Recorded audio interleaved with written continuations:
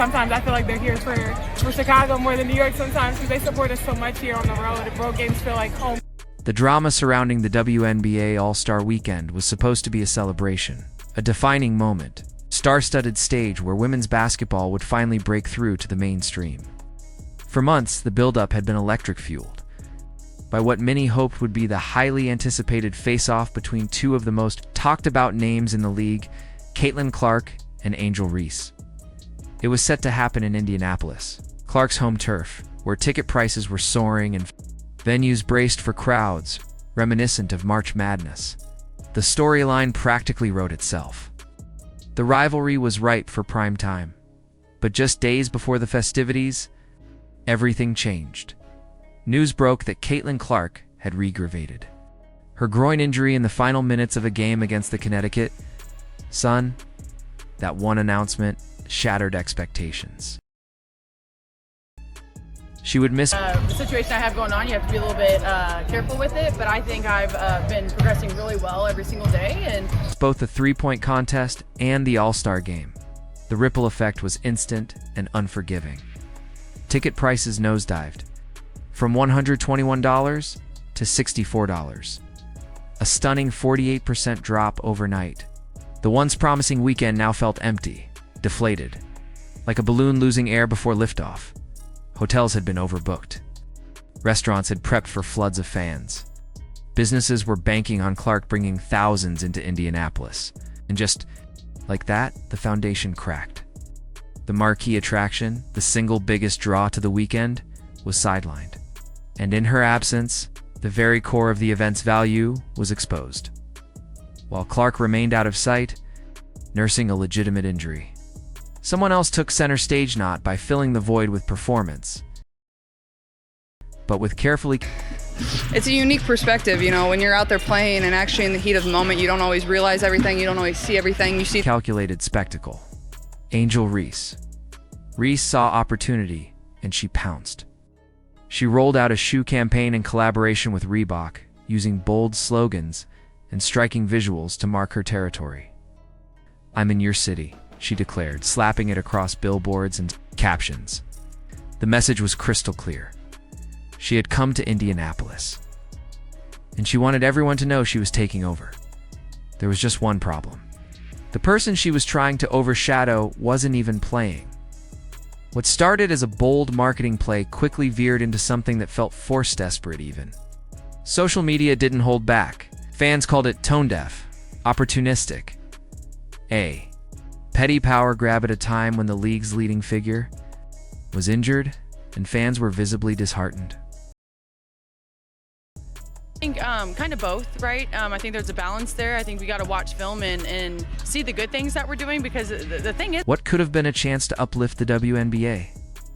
During a moment of fragility, instead became a cringe spectacle of manufactured beef. Reese was promoting her shoe launch like she was walking into enemy territory, flexing with "walk in your trap, take over your trap" messaging, while Clark remained sidelined with no ability to compete or respond. It wasn't competition. It was posturing in a vacuum, and that's where the backlash truly began to build. From the outside looking in, the campaign seemed like another play in the ongoing narrative that Angel Reese has carefully cultivated a rivalry with Clark that she's leaned into again and again, often when the timing raises more questions than cheers. Her podcast, loaded with Clark references, her interviews, filled with veiled jabs, her social media presence, a constant stream of posts drawing the comparison whether the moment called for it or not. And when fans looked around during All-Star Weekend, what did they see? Quiet arena, a deflated crowd, a missing superstar, and were shouting into the void, pushing a campaign that no longer had context. The timing was brutal. Fans had shelled out money and time to watch Clark play in her home state, and as the air went out of the weekend, Reese's relentless branding barrage felt less like confidence and more like exploiting a vacant spotlight. She wasn't the one who caused Clark's injury, but she certainly wasn't reading the room. What makes this even more complicated is how essential Clark has become to the entire WNBA product.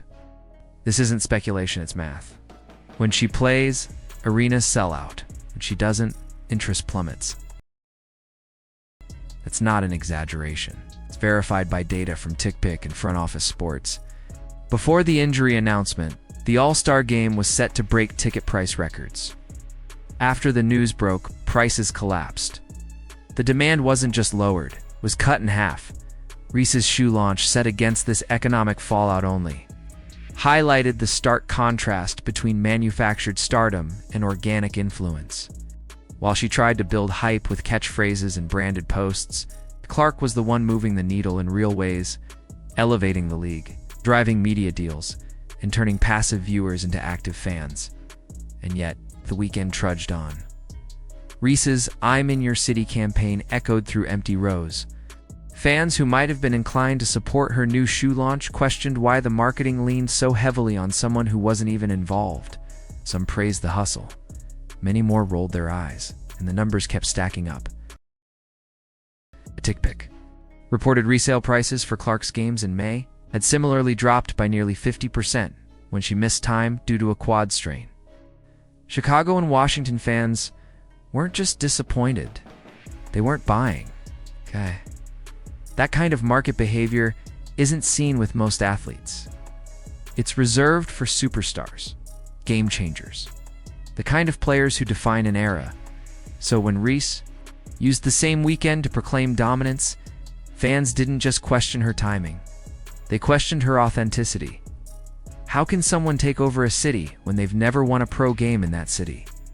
How can someone claim the crown when the queen isn't even on the court? Those questions lingered. Social media didn't shy away from answering them. Comments poured in accusing Reese of chasing attention, not greatness, criticizing her for continuously propping up a rivalry that seemed to exist in her own narrative far more than in Clark's actions. Because that's the truth of it, Clark hasn't fed this feud.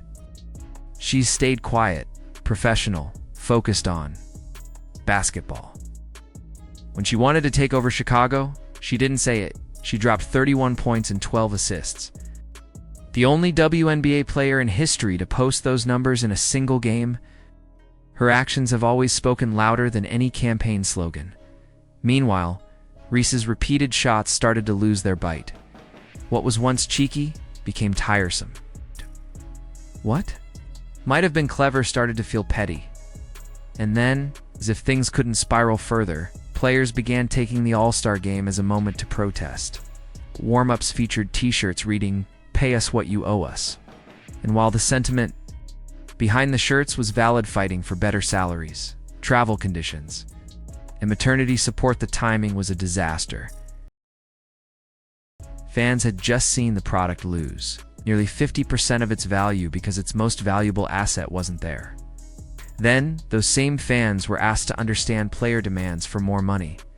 Some empathized. Many others, already frustrated and disappointed, saw it as tone-deaf. A protest during the one weekend meant to celebrate women's basketball, coming just as the public was souring on the experience, didn't land with the resonance players had hoped.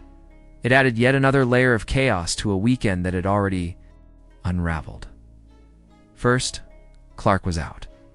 Then ticket prices crashed. Then Reese tried to steal the spotlight. Now players were publicly demanding more money at a moment when fans were questioning whether the product held value without the league's biggest star. The timing was off. The optics were terrible. And once again, Clark absent, injured, silent remained. The gravitational center of the WNBA, Angel Reese, may have posted billboards and dropped shoes. The league may have kept the schedule moving forward.